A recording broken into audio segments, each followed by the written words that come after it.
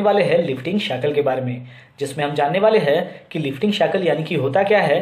फिर उसके बाद हम देखने वाले हैं कि लिफ्टिंग शैकल के कितने टाइप्स होते हैं। फिर उसके बाद हम जानने वाले हैं कि लिफ्टिंग शैकल्स के पार्ट्स का नाम क्या होता है।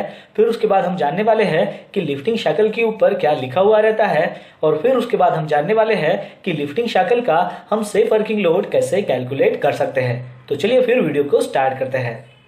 दोस्तों, वीडियो स्टार्ट करने से पहले मैं आपको बता दूं कि ये जो वीडियो हम बना रहे हैं इसमें जो भी जानकारी हम आपको बताने वाले हैं, तो ये जो सारी जानकारी है ये आपको इंटरव्यू के दौरान पूछी जाती है।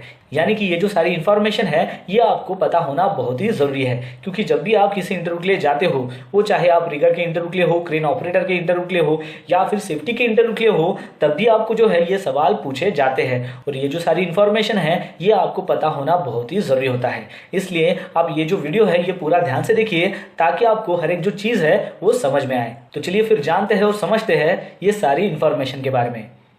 तो सबसे पहले जानते हैं कि लिफ्टिंग शैकल यानी कि होता क्या है।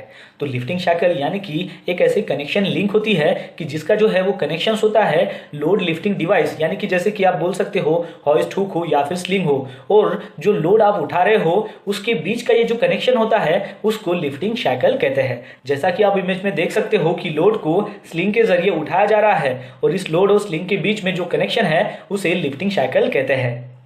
चलिए अब जानते हैं लिफ्टिंग शैकल के टाइप्स के बारे में। तो यहाँ पर जो है मेनली लिफ्टिंग शैकल के दो टाइप्स होते हैं। उसमें सबसे पहला आता है डी शैकल और दूसरा आता है बो शैकल। जैसा कि आप इमेज में देख सकते हो कि जो डी शेप का है उसे डी शैकल कहते हैं और जो बो शेप का है उसे बो शैकल कहते हैं। इसके अलावा अगर हम इस शैकल के अंदर स्क्रू पिन का अगर इस्तेमाल करते हैं तो उसे स्क्रू पिन शैकल कहते हैं। फिर उसके बाद है कि इस शैकल के अंदर अगर हम राउंड पिन का इस्तेमाल करते हैं तो उसे राउंड पिन शैकल कहते हैं। और फिर उसके बाद है कि इस शैकल के अंदर अगर हम बोल्ट का इस्तेमाल करते हैं तो वो बोल्ट टाइप शैकल हो जाता है।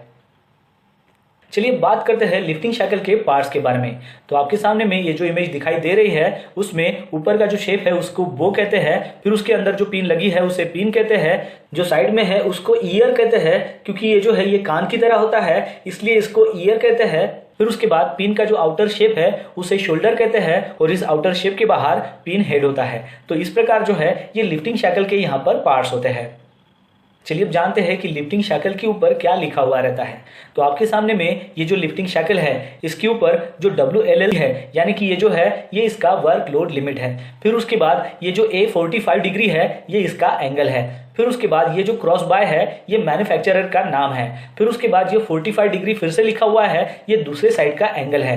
फिर उसके बाद 3/4 जो है ये इसका साइज है। फिर उसके बाद R5 जो C है ये इसका ट्रेसेबिलिटी कोड या फिर इसको बैच कोड भी कहा जाता है। और फिर उसके बाद लास्ट का जो निशान है उसे हम चेक कहते हैं, यानी कि ये जो है ये चेक हो चुका है। तो इस तरीके से ये लिफ्टिंग शैकल के ऊपर जो है वो लिखा हुआ रहता है। अब चलिए अब जानते हैं कि इस लिफ्टिंग शैकल का हम सेफ वर्किंग लोड जो कैपेसिटी है वो कैसे कैलकुलेट कर सकते हैं।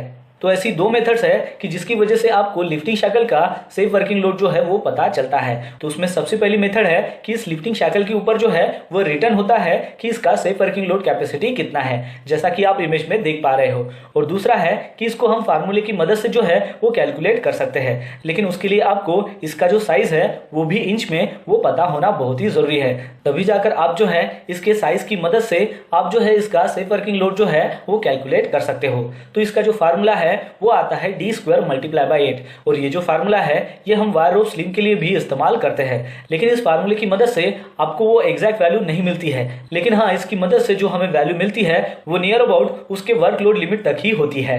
तो यहाँ पर हम ये जो 7/8 है जो इसका साइज है ये हम फार्मूले में पुटअप करते हैं। तो पुटअप करने के बाद हम यहाँ पर लिख सकते हैं 7/8 × 7/8 × 8। तो इसका जो आंसर आएगा वो रहेगा 6.125 टन। अब यहाँ पर आप देख सकते हो कि शैकल के ऊपर जो है वो वर्कलोड जो लिमिट है वो है 6.5 टन, और यहाँ पर फार्मूले की मदद से जो हमने यहाँ पर निकाला है वो है 6.125 टन। तो ऑलमोस्ट जो है ये इसके नियर अबाउट ही आता है। अब आपके सामने में ये जो है ये चार्ट दिखाई दे रहा है। अब इस चार्ट में जो है शैकल का साइज दिया हुआ है वो भी mm में और इंच में। तो यहाँ पर आप देख सकते हो कि इसका जो वर्कलोड लिमिट है वो भी टन में वो क्या है। तो जैसा कि आप यहाँ पर देख सकते हो कि 7/8 का अगर साइज है तो उसका जो वर्कलोड लिमिट है वो आता है 6.5 टन, लेकिन फार्मूले की मदद से हमने यहाँ पर जो निकाला है वो है 6.125 टन। तो ये जो है ये ऑलमोस्ट इसके नियर अबाउट ही होता है।